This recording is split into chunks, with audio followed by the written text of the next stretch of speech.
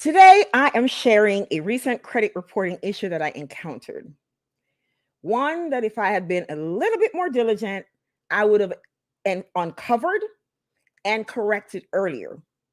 I'm also going to be sharing an approach that I took to paying off my credit cards that, in hindsight, was not the best approach.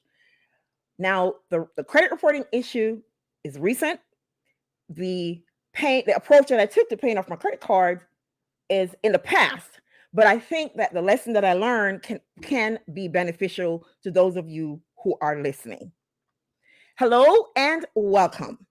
Here at Dr. Sev Talks Money YouTube podcast, I share practical, simple tips, realistic strategies, and workable solutions that lead to financial freedom for women and women entrepreneurs.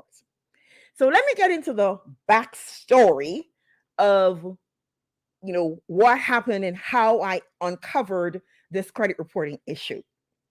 Now, I've shared on this channel before that I went through a divorce and I had to walk away from my house because of it. I'm going to share a little bit more about that. But let me acknowledge some folks that are here in the chat. Beverly Harper, she's saying hi everyone. Thank you, Beverly, so much for being here and supporting me. And Asian American Legal Focus, I don't think she's here right now, but I just want to acknowledge her. She's also one of the biggest supporters of this channel, and I appreciate you ladies very, very much. All right, so let me share with you what happened, how I discovered this credit reporting issue. Now, again, I shared before that I went through a divorce, and first of all, before I actually filed for divorce, I brought someone in to clean the carpet because I knew that I wanted to get rid of the house. And my ex made a big stink out of it, actually called the police saying I have people in the house, which doesn't make sense because it's my house too. But in any case, I brought someone in to clean the carpet and he did that. So my lawyer advised me to move out because he's like, you don't know what he's going to do. And as part of the divorce decree, I had her enter in there that he needs to cooperate, to make sure he cooperates with getting rid of the house. And he did not. So I had to take him back to court to get him out of the house. And by then, my credit had tanked. Hi, Anita. So good to see you. Hey, Jason. What a nice surprise. Thank you for coming by. So I had to take him back to court to get him out of the house. And again, my credit had tanked. And I had always prided myself on having excellent credit. So my credit was very close to 800s. And when I walked away from the house on advice of my lawyer, my credit started tanking. My credit went into 500s. But eventually, my credit got back in the 700s because I am very fanatical about monitoring my credit and making sure my credit score is okay. So it went back in the 700s, so I was not too concerned. However, recently, I decided to apply for a mortgage because I'd been renting since 2015 when I walked away from my house. I had been renting and I decided I want to buy a house because I don't like being at the mercy of somebody else.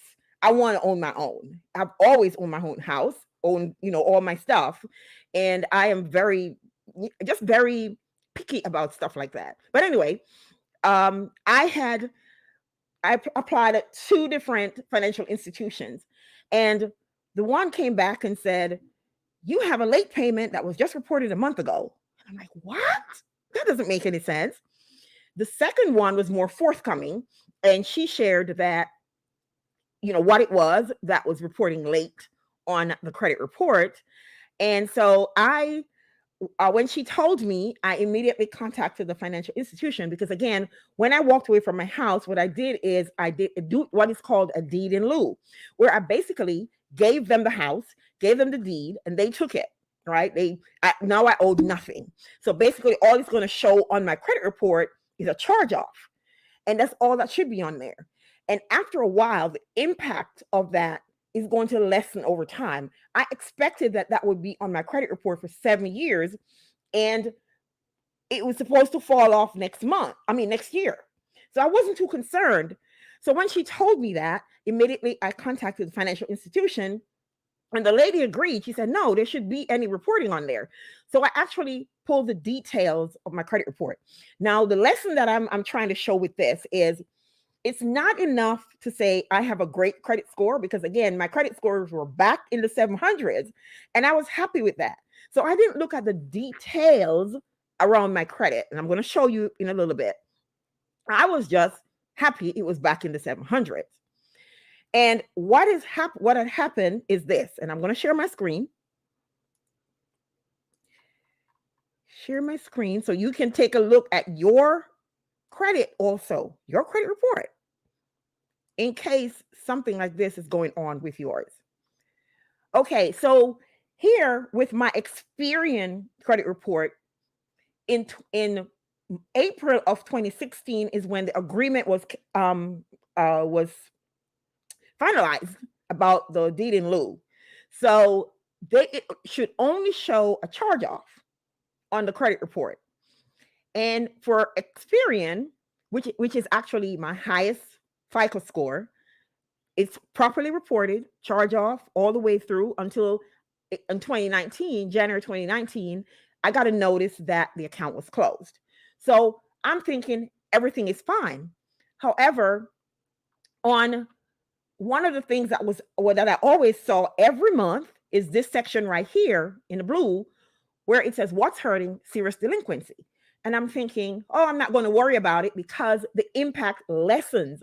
When you have a charge off or any issue on your credit, the impact lessens as you go along each month. So I wasn't concerned. I did not realize that something else was going on behind there, because I assumed that this charge off was still impacting my credit report, not realizing that something else was going on. So I'm going to show you TransUnion. Here in April of 2016 is when they showed a charge off, which is the same as Experian. Nothing else is showing up on this report for TransUnion for this account. For Equifax, this is where the problem is. In April of 2016, they did show a charge off. And May, June, all the way through, they're showing a charge off. But in January of 2019, which is where all the other accounts are showing closed, all the other reporting agencies, Experian and TransUnion, are showing that this account was closed. All of a sudden, they were reporting that I was 180 days late. So this is what was suppressing my credit score. So even though I was back in the 700, what I needed to have done is pull the details on all of my reports, for all of the information that's reporting on my credit report. So this is what I'm encouraging you to do. Pull your credit report for each month, and I'm going to show you where you can go and get that. Because of COVID, you can get it every week now. And you need to pull, not just look at your credit score and say, I have a good credit score, but you need to look at your credit report details, for the details of all of your account. And everything should show paid on time if that's what's going on. If something doesn't show paid on time, then get in touch with that institution and ensure that they are starting to report correctly. Because again, as I said, I saw this what's earning, serious delinquency, and my assumption was that because I had done the deed in lieu in 2016 and they were reporting it as charge off, that's what was suppressing my score. But that's not what was suppressing it. It was the fact that the institution was not reporting correctly to Equifax. And this is actually my lowest FICO score, this one. So when the loan officers from these two institutions pull my credit, they are seeing that I am late with payments. And I have been late with payments for years, when really it should be a charge off which should not impact my credit score as much. So if you have any questions, I'm going to jump in the comments to see if you have any questions about this, about any of this and how it works. Okay, I don't see any questions. I'll wait for your questions. In the meantime, I want to share with you the other credit reporting issue that I want to make you aware of. One of the things that I was doing, and this is earlier in my financial journey, is I was paying when I had credit card balances. Thank God I have no credit card balances now. But when I was paying credit card balances, I was paying, if they say pay $20, then I was paying maybe $50. And I was just patting myself on the back. Okay, I'm paying more than they asked for. And I was so happy with that. The problem with that is I was happy about all the money I had in savings. And I was so excited about how much I had in savings. And I was at an internship. And it was actually with a bank, which thank God that was providential, because I needed that message that the lady told me. She said to me, "Why are you being so happy about giving the bank your money?" And I'm like, "What do you mean? I have this nice padded savings account, and I was paying the amount that they told me to pay every month. I was even paying a little bit over. The problem was my interest on my savings account." And I don't remember, it's years ago, so I'm just going to put some numbers out there. Let's say 4% at the time. It was 4%. And the interest on the card was, I think, maybe 15% or something like that. So even though I was paying the minimum and a little bit over the minimum, I was still accruing interest on the balance that I had. And I was still in college at the time. So I was accruing interest. So even I'm boasting that I am padding my savings account, my nice savings account. Actually had a 5-figure savings account at that time. But I was giving money to the bank because I was not paying off my balances. So it doesn't matter how much money you have in your savings account right now. My advice to you is, if you have debt that the interest rate is significantly more than what you have in your savings account, I would take some of that and pay it on the debt, because you are essentially losing money. Yes, you want to make sure you have an emergency fund. You want to make sure you have a good padding in the event that something were to happen, but not at the expense of giving away money. It's like pouring water in a bucket, and a hole is at the bottom of the bucket. So you're pouring water in the bucket, but it's not filling up because the water is leaking out. So if you're finding yourself in that position, like I was, where I was saving money, I had a nice padded savings account, and I actually had some stock too. And my financial advisor told me, sell the stock and pay off your credit card debt. This is after college, though. This is after college, where I had a nice little portfolio of stocks, and I had credit card debt. I think I had maybe 7,000 in credit card, and at the time, and I had a portfolio, I think maybe $3,000 or $4,000 in stock. And she said, sell the stock and pay off the credit cards, because I was, again, so prideful that I had this stock and savings and all this other stuff, but I'm pouring money in a leaking bucket. So that's my advice to you today. This is more like a chit chat, right? Just to share my experience with you. I again had been no stranger to reviewing my credit reports, but because it was in the 700s, I did not look at the details behind the credit score. So now what I did is I created a report with the Better Business Bureau. I created a report with them so that they could go to that company, because I contacted them and I said, hey, this is not correct. The lady agreed. But when I sent a follow-up email and I said, what is the status of what is the status of this request that I made? I need to know what's going on, because I need to get it cleared so I can buy my house. And I didn't get a response. So I decided to create a dispute with the Better Business Bureau so I can have that removed from my Experian report. And with that being removed, that's going to push my credit even higher in the 700s. So the two lessons I want you to learn today.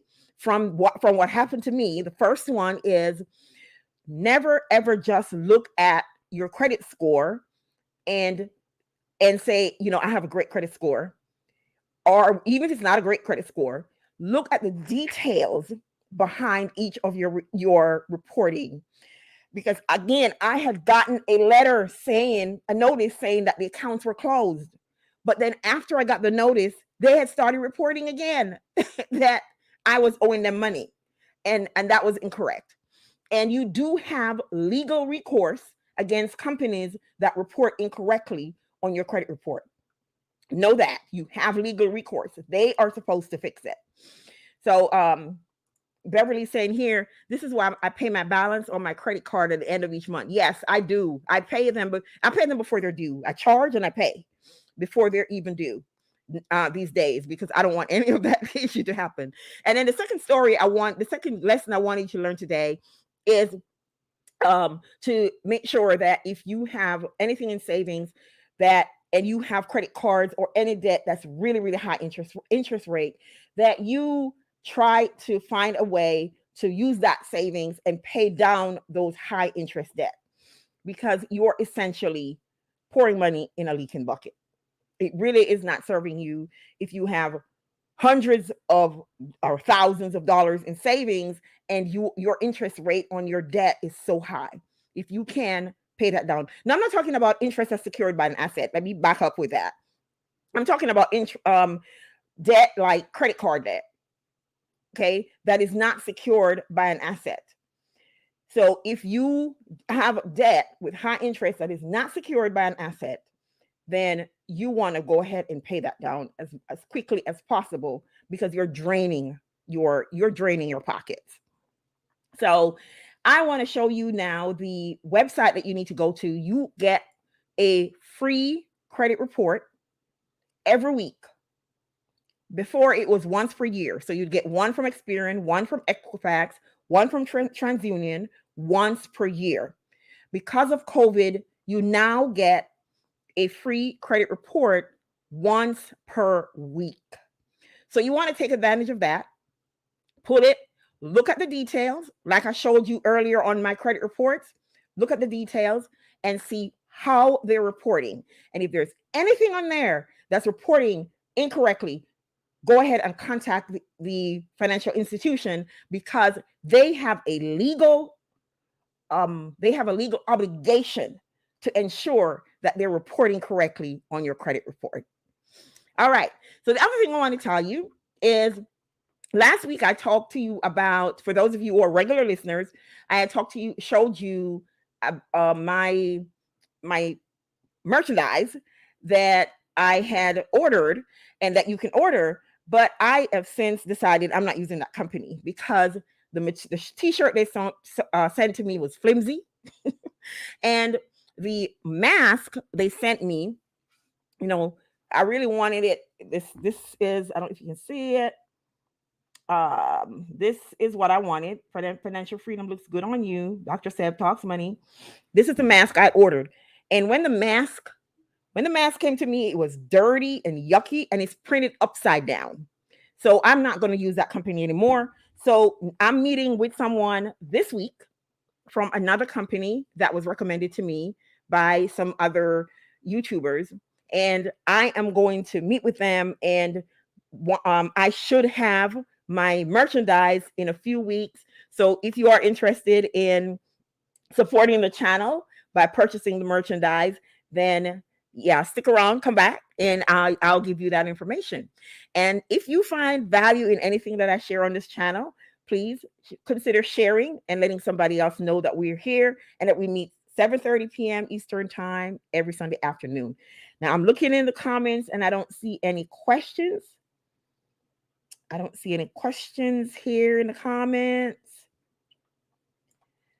So I think, okay, I don't see a question. So if you have any questions afterward, please put the question in the chat and I will answer. Or you can go to my website, sevtalksmoney.com, and you can leave a comment there or a question and something that you want me to cover at a later time. Now, my website is being redesigned this week. So hopefully you catch it at a time when you can leave a message, or you can click the link in the channel. There is a link in the description of this video. You can click in there, and it will take you to a form that you can fill out, and you can leave me any comments or any questions that you have that you want me to cover at a later time. So thank you again for spending your Sunday afternoon with me, and I hope this was beneficial, and I will see you next Sunday.